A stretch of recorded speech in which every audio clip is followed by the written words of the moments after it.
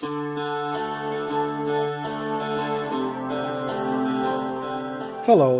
I'm Bill Dunbar.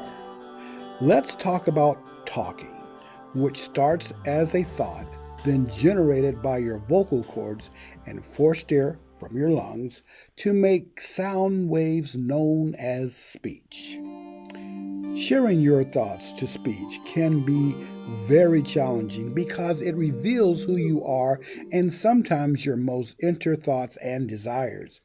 People basically want to be accepted and respected. Unless you're a lawyer, news broadcaster, or a member of Toastmasters International, public speaking can be a very daunting task. There are several components that occur when speaking to others, whether it be one on one or more than three. You may ask, why more than three? Individuals usually become more self conscious or fearful with more than three people at one time.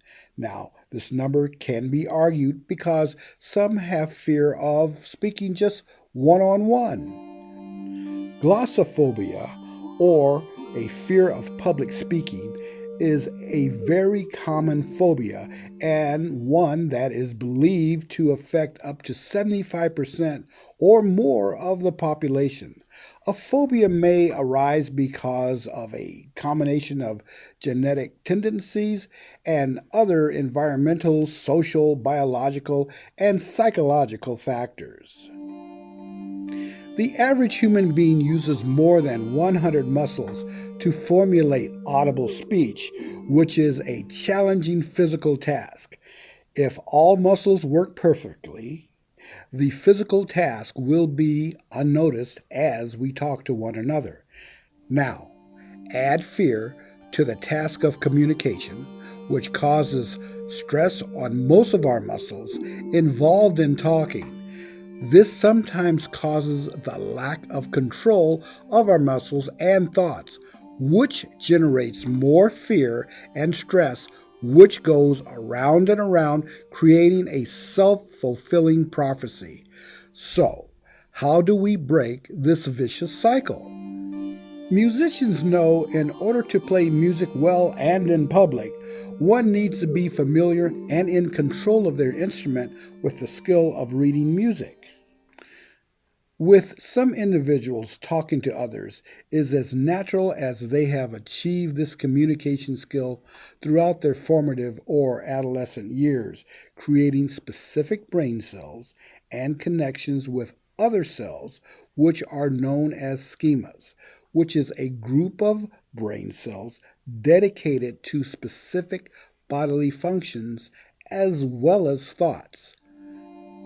So, what can you do to overcome fear of communication, whether it's one on one or a room full of people? As I mentioned earlier in this presentation, practice, practice, and practice. Practicing provides more brain cells and connections in the skill, as in this case, talking. The better you are equipped with more brain cells and connections towards the skill of communication, the better you are able to control the skill of talking, using those 100 muscles involved in turning your thoughts into audible speech. Even if your old fear rears its head. First, start practicing with some material from a book, the internet, or something you love to read. Always read out loud to yourself, then continue reading out loud to your children, family members, or a roommate. You may want to volunteer reading one-on-one in hospitals or maybe at schools. Other groups may include church meetings, family reunions, your workplace. There are groups of people that meet in various cities throughout the U.S. known as Toastmasters International. Use Google to find a group near you. I'm not affiliated with Toastmasters International, but I have found this group to be educational and supportive to those who want to practice the skill of public speaking. And lastly, For those who are very brave and want to jump in with both feet, find a comedy club where open mic is available.